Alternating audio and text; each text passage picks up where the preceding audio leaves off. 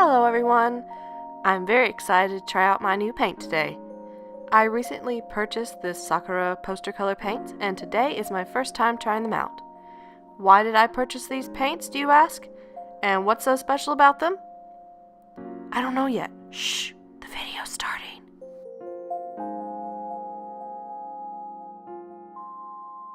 So I want to paint really beautiful backgrounds like Kazuo Oga. Or really just make beautiful animated films like Hayao Miyazaki and all of the artists that work with him. That should be no secret to people who've been watching my channel for a while. I've done a lot of Studio Ghibli inspired pieces on my channel. But now I'm trying to get the authentic look of Ghibli backgrounds. I did a lot of research into what kinds of paint the background artists use to make such beautiful landscapes, and the answer is poster color. It acts and looks remarkably like gouache, but it's generally cheaper, so you can crank out a high volume of works without breaking the bank with expensive paint.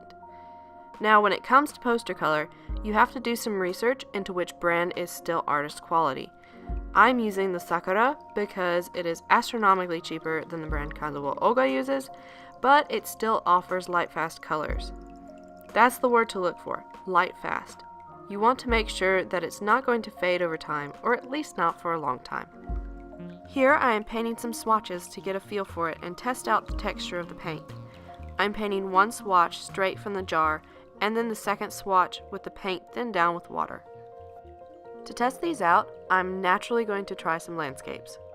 So I'm going to save the big Ghibli-inspired paintings for another day, but since I got these paints in order to make pieces with the same techniques, I thought it only right to pay a small tribute to Kazuo Oga and other artists that work on Miyazaki films. So today I'm going to make some mini Miyazakis. But you already knew that because you read the title. Spoilers. So, what makes these paints so special? And what is the difference between these poster colors and gouache or acrylic paint? Well, there are many great videos out there explaining the difference, and I will probably link one below. But I'm going to be basing this explanation on my personal experience today and the past experience with acrylics and gouache. First off, this paint is much more like gouache than acrylic. I don't feel like this paint resembles acrylic at all. Acrylic paints are opaque, like the poster colors, but they feel very different to work with. Acrylics have different binders, so the paint feels thicker and smoother, while the poster paint is thinner and almost has a gummy quality to it. It's like comparing plastic to rubber, which makes sense when you think that acrylic paint is acrylic-based and poster paint is gum-based. And acrylics can have a glossy or a matte finish, while poster paint will always have a matte finish, just like gouache. I would say to work with, it feels almost exactly like some of the design gouaches I have.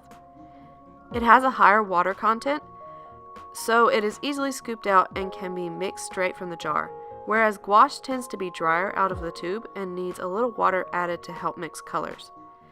Unlike gouache, there is more binder than pigment in poster paint, so the opaque color will not go as far because the more water you add, the further the space between the pigment particles and the more transparent it becomes.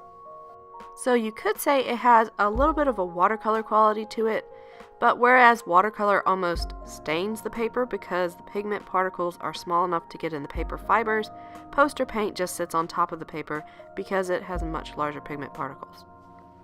Now that all of the sciencey stuff is out of the way, how do you use it?